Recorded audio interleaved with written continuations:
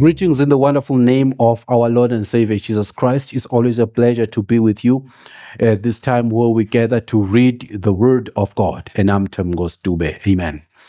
Let's send our Bibles to Psalm 30. I'll read from the New King James Version. It's only 12 verses. The title of the message, or maybe let me read before I give you the title of how I titled this sermon. I will exalt you, O Lord, for you have lifted me up. You have not let my foes rejoice over me. O Lord my God, I cried out to you, and you healed me. O Lord, you brought my soul up from the grave. You have kept me alive, that I should not go down to the pit. Sing praise to the Lord, you saints of his, and give thanks to the remembrance of his holy name. For his anger is but for a moment, his favor is for a life. Weeping may endure for a night, but joy comes in the morning. Now in my prosperity I said, I shall never be moved. Lord, by your favor you have made my mountain stand strong. You hid your face, and I was troubled. I cried out to you, O Lord, and to the Lord I made supplication. What profit is there in my blood when I go down to the pit? Will the dust praise you? Will it declare your truth? Hear, O Lord, and have mercy on me. Lord, be my helper. You have turned for me my mourning into dancing. You have put off my sackcloth and clothed me with gladness. To the end, glory may sing praise to you and not be silent. O Lord my God, I will give thanks to you forever. Father, we thank you for your word. We pray that may we get what you want us to get today from this text in the name of Jesus Christ. Amen. The title of the message based on this is I, the Blessing Killer. This is David. This is titled at the superscript is that this is a psalm of David, a dedication of the house of David. Some they say is the temple, but it's the house of David, which means is a dedication which is referred to transforming an ordinary house into a sacred house or for a sacred use. Now, when you're reading this psalm, you can see that this is more of a personal psalm rather than one that refers to a house or to a temple. But we know very well that the Bible says in 1 Corinthians chapter 3, verse 16, do you not know that you are the temple of God and that the Spirit of God dwells in you? So I am the temple of the Lord. So it might also refer to me. Amen. So the opening of the psalm is something that encourages, or it's a prayer or that David is saying. Allow me, because this psalm is, the flow maybe is a little bit different from how you can understand it easily. I will start where the heart of the psalm is. Why David is exalting God, why he's lifting up his hands to praise God, and why the foes rejoice over him. So I'll tend to that we go to the heart of the verse of the psalm, which is verse 6. The Bible says, now in my prosperity I said, I shall never be moved. That's David saying that. Now in my prosperity, now in my success, at the peak of his life, he says, I shall not be moved. You know, this is a sign of pride.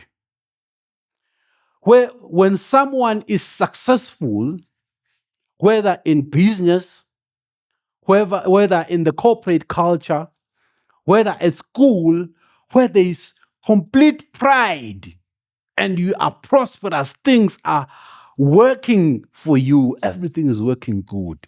The temptation for most of us is that You see where I am, I cannot be moved.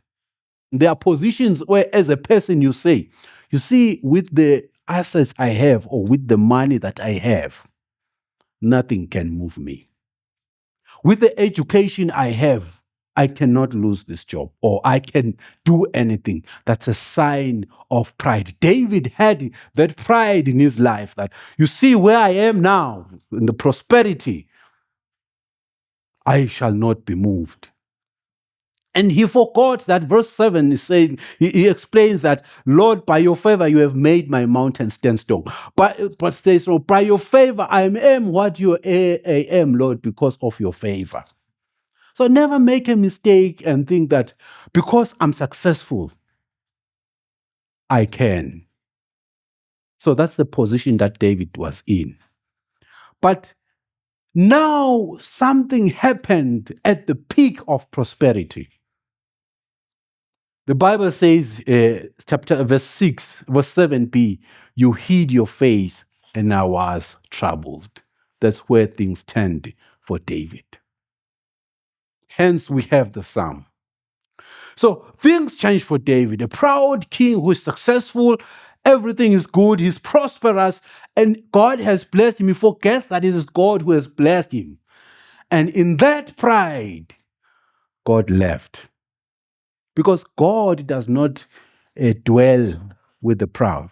He hates pride. One of the things that God hates is pride. If I can read Hosea chapter 13, verse 6, the Bible says, when they had pasture, they were filled.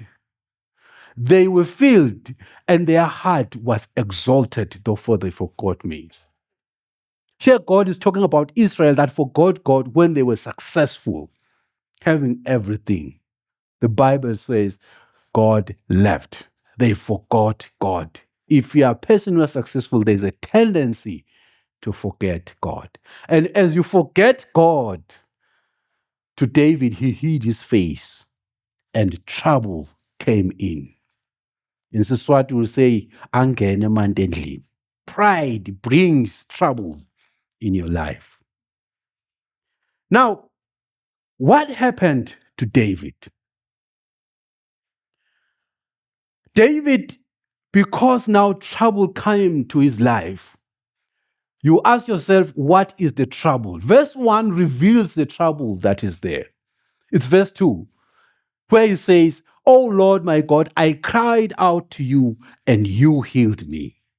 In other words, when God hid his face, he became sick. He was healed, as he says in verse 2, that God, I cried to you and you healed me. Now, in realizing the problem or the trouble that he was in, he prayed to God. Amen. When we get so proud, we lose the Lord's favor. When you're so proud, you lose God's favor. James 4:6 talks about this, that says, but he gives more grace. Therefore, he says, God resists the proud, but gives grace to the humble. The proud are resisted. Pride separates you from God. So David experienced separation and became sick. Now he cries to God. What a man of God. What a man of God. He remembers that in such times, to whom do I have to cry? And he cried to the Lord. Now, God, being a merciful God, he did not desert David. Although he had hid his face, when he cried, he heard what God was saying to him. What David was saying, he was praying to God. But in that praying, he's praying at the time where he was at the point of his death. He was at the point where his soul was at the grave. Some verses, the Bible, they talk of being in Sheol. Some, they talk of being in the realm of the dead. He was so sick. Pride had brought sickness. If I can just maybe deviate a little bit and talk in reference to a church today, to the churches today that we see today. Some churches are so proud. I'll come maybe to pastors, but let's start with the church.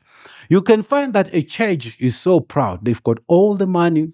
They've got all the buildings, all the capital, everything. It's good. They are prosperous. But in their prosperity, you find that they deviate or they put God aside and God leaves them. You find that the church is completely run by corporate strategies, corporate, purely corporate concepts brought from the world into running the church. God has hid his face. And normally, what happens there? There's a lot of hurting of the brethren that fear God. The people, you find that it becomes a clique of people where there is no care for anybody who doesn't become part of the club. God becomes secondary and primary comes what they want to be.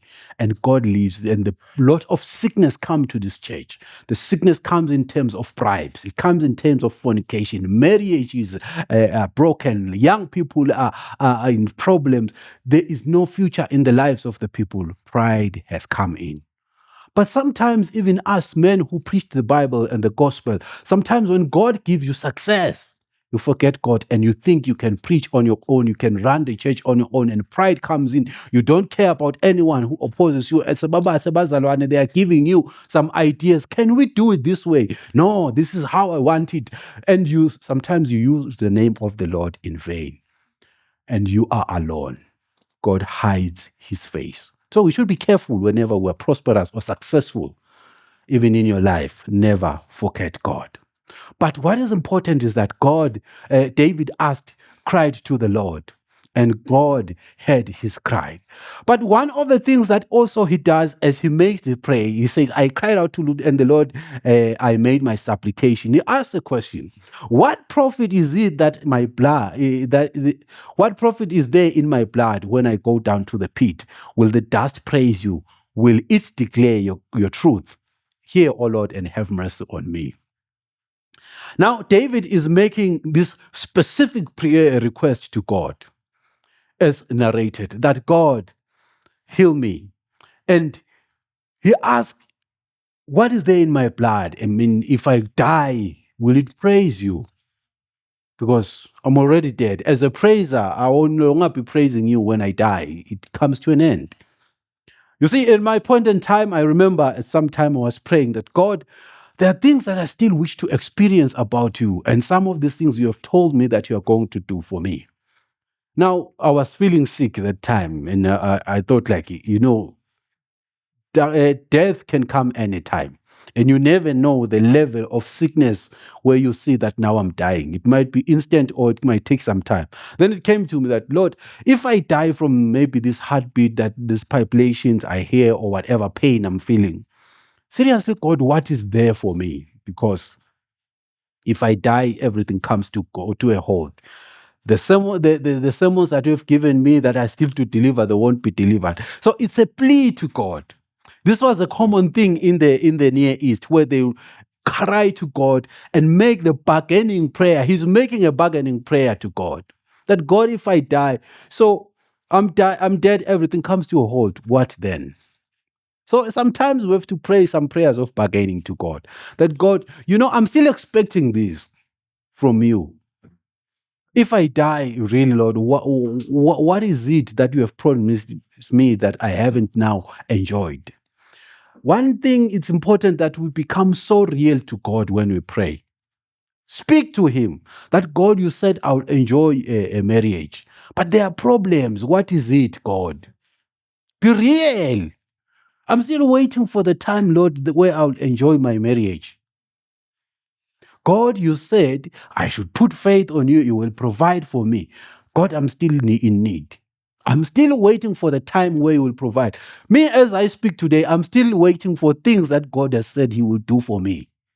They have to do here on earth, because in heaven where I'm going, there are no keyboards, there are no cars, there's no money in heaven. So I need all these niceties while I'm still here on this earth. There's no need for healing in heaven. I mean, seriously, everybody's healthy in heaven, even if there is the word like health in heaven. So it's a prayer that we should learn to ask to God, that God, you have promised that this is what is there for me. Be real to God. Don't be artificial. I remember Marcus Milan when she was preaching last week, she said that, what is God to you? We have heard these big words that they say about God, that He's almighty, all power, all these big words that we use even in our prayer. Some of them we don't even understand. But what is God to you? What is it that you can count as? You see, He healed me here. God, you are my healer.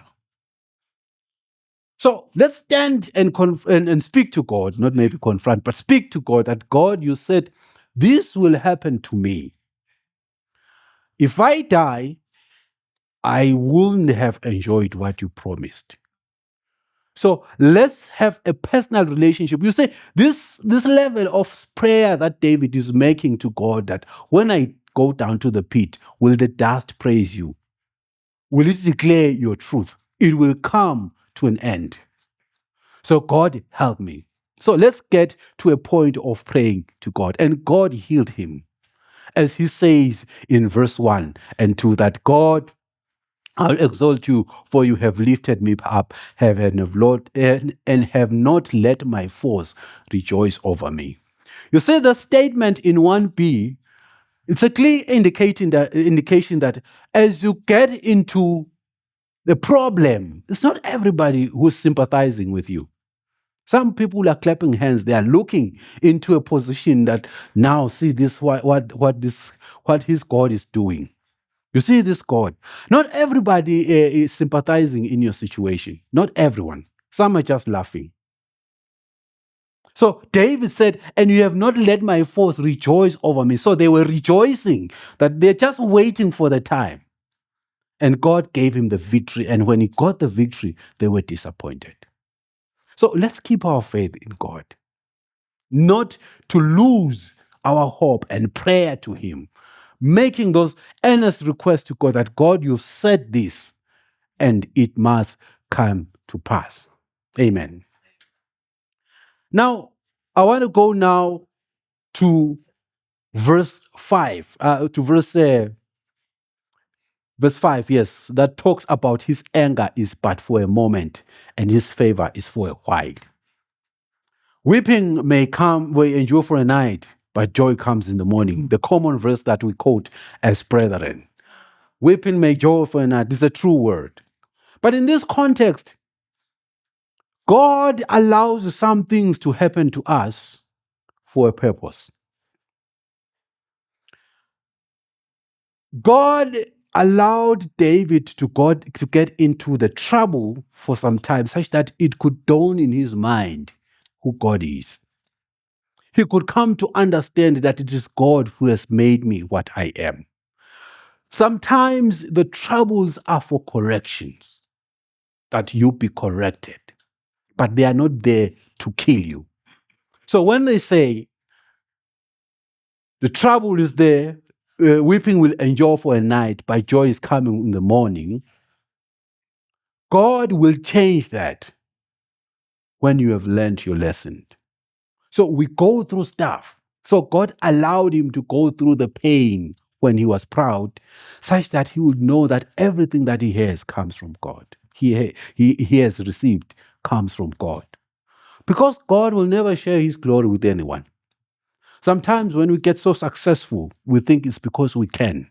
When we get so promoted in life and we think we can. Haven't you seen people who were so great in business fall down? Maybe sometimes it's because of their pride. And some they fall, and when they fall, they start over again. And when they go back the second time, they are so resilient and so strong because now they know who God is. So God will allow you to go through that lesson time such that you know that I am what I am because God has given me.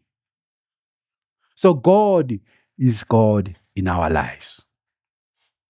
Never make the mistake of thinking that you can protect yourself. The protection that you have you are having from God. The blessings that you have, you are having it from God. Now, David, after realizing that God has healed him, and praising him and exalting his name, he now says, let's sing praises to our God, you saints of his, and give thanks at the remembrance of his holy name. To the end, then I'm going to verse 11. To the end, that my glory may sing praises to you and not to be silent. Oh Lord my God, I will give thanks to you forever. He's so grateful of what God has done for him. Now, let us apply this into our lives. As I've given you a lot of illustrations that bring to our lives. Let us never make a mistake in the time of the peak that it's because we can. Your marriage is in good terms, everything, there is peace, you are enjoying everything. It's not you. God has protected you. You are doing well at work, it's God who has blessed you. So the question is, should I wait for a time where God is going to give me a lesson from this? No. You should be somebody who is humbled and praise God in that, appreciating God, knowing that you are what you are because God has given you. You give him the praise for what you are and what you have. Don't be too proud for God. Don't be too proud for God such that you think all that you are, no one can take you. David has an experience where God hid his face. So you can hide God's face in your life because of pride. And you think, no, I can't do it. I've got so many of these qualifications. I will get a job. I don't want to say the young people who are not getting jobs, they are not humbled. Some are so humbled, but some are so proud. They looked at the paper as if this is where I'm going to live and I'll just drink as much as I want and do whatever, buy cars and do everything. And for God, that God has given you and you don't acknowledge. And I tell you, somebody who got a job after maybe 5 years, who has gone through the period of learning what life is, values that. And somebody who has prayed earnestly and then receives will know that this is God's gift. So God sometimes allows us to go through stuff so we know that who he is. And at times, it's just to show us that we cannot survive without him. Where you know that, you see, I feel like I'm on my own in this thing. God is not here. You need God. Never make the mistake of thinking, I can. I can. Yes, we can. It's a common slogan that we've heard in the past years. Yes, we can. But it's unfortunate that it's not every time where you can. You need God. Give God the glory and let us never be deceived into thinking that we do not need God. Be a person of prayer. Yes, I know the argument is, but the people who do not fear God are successful. But the question is, are you sure they have peace? There's peace you cannot buy. You can see someone with millions or with big cars, but you find that the person has no peace. In his house, there's a lot of noise. He doesn't sleep. And you find a poor man who got all what he has in a clean way. As God's blessing, he sleeps like a bear. Or like a baby, but like a bear, because that's what sleeps. So what is this psalm teaching us? What is the lesson from us? Never be proud for God. Everything comes from the hands of God. Always praise God. Always give him all the glory. Not in a interfathoming way or in a way that is not true. Praise God from your heart. That God, I'm grateful for these children. I'm grateful, God, for this house. I'm grateful, Lord, for everything. Just be grateful to God for everything that he has given you. I'm grateful, God, for this job. I'm grateful, God, for this qualification. And you've given to me so I can enjoy your providence. One of the things that I so much love these days is to know that I'm part of God's plan.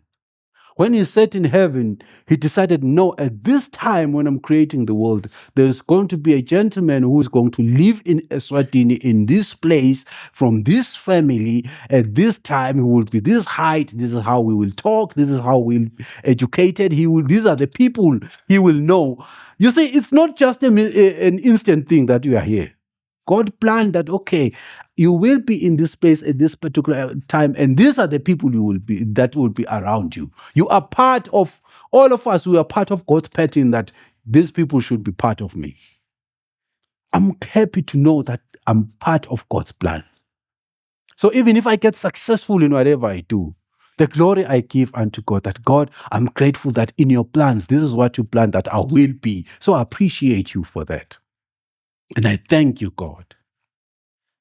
So don't ever think in your heart, I can. Maybe in your life there are things that you have done and you have said, I can. And you feel now that God is no longer there. Maybe it was that business. Maybe it was that job. Maybe it was that career. Maybe that talent or music performance, drama, whatever. But where you realize that at some point in time, I was at the peak. Just look at yourself. What made you to fall? Wasn't it pride? Or you are at it now, aren't you proud? Aren't you putting God aside? If you are, I want to give you this opportunity to confess to God and seek His forgiveness. That God, please forgive me from the sins of pride that puts you out of my life. Because God will hide His face and things won't go the way you want to. There are many ways to get proud to God, and it may be maybe not appreciating in terms of offering. It might not be tithing. It might not be just even saying it in your mouth. It might not be even helping the needy. The Lord. That we don't appreciate what God has done for you and giving thanks. I just want to give you this time to seek His forgiveness and ask that may God, you come back into my life and start appreciating what God has given you. Father, we come to you in the name of the Lord Jesus Christ. We are grateful, God, to be part of your big plan. There are things that you have given to me. There are things that you have given to us. But Father, in our success, in our times of prosperity, we forgot you. And things turned the other way in our lives. Father, we thank you for the lesson that you gave to us, that everything comes from you. But we might also be into it now. Our qualifications, they have brought arrogance unto us, that at this point where we are, we can do whatever we want. With this doctorate, we can do anything. With this master's, we can do everything. With this degree, with this certificate, with this certification, with this whatever. With this business, with so much investment, I can now do it. Father, you gave us a parable of the young foolish man who thought now he had everything. And at night, the Bible says, you came and told him that his soul will be cold. He's going to die. And what will he do with all these riches? Rather put the riches into you. Help us, God, never to forget you in our lives, in whatever we go through, in times of success. And Father, help us that in those times when we realize that you have hidden your face, that we call onto your name. And as we call in your name, God, we are grateful that you are faithful, God, who will appear at the right time and come to our rescue. Father, we confess the sins of pride, things where we've excluded you in our plans and in our arrangements, and we now give everything unto you. Father, be in us. Umelelise Nkosi emacebo ethu. We give unto you everything, our blessings, everything that you have given us, our cars, our homes, our everything. We give unto you, God, in the name of Jesus Christ. Amen.